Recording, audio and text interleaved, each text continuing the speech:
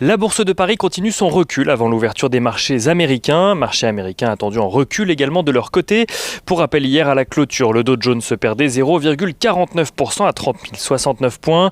Le S&P 500 perdait lui 0,19% à 3 691 points.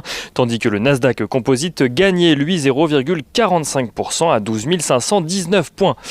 Si l'espoir de voir un vaccin bientôt autorisé de part et d'autre de l'Atlantique reste un puissant soutien pour les marchés, la propagation de l'épidémie reste toujours dans les esprits.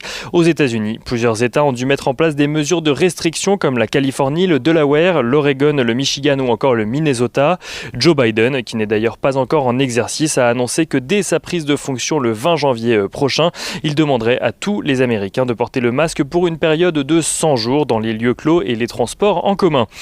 En France, Olivier Véran a annoncé de son côté que le nombre de cas ne descendait pas suffisamment pour atteindre l'objectif des 5000 cas par jour fixé par le gouvernement, objectif dont dépend le déconfinement le 15 décembre prochain. À noter qu'au Royaume-Uni, la campagne de vaccination a officiellement été lancée aujourd'hui. La première personne à avoir été vaccinée au moyen du vaccin Pfizer était une femme de 90 ans.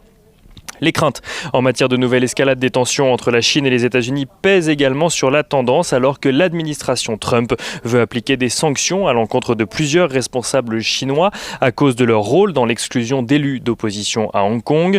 Et on regarde ce qui se passe à présent du côté des valeurs à Wall Street. Uber annonce tout d'abord céder sa division conduite autonome à la start-up Aurora, une cession pour 4 milliards de dollars alors que l'année dernière, cette même division était valorisée 7,25 milliards de dollars. Tesla lance de son côté une nouvelle augmentation de capital de 5 milliards de dollars, tandis que Goldman Sachs rachète les parts de son partenaire local en Chine pour prendre le contrôle de Goldman Sachs Gao Hua. La banque ne communique en revanche pas sur le montant de la transaction.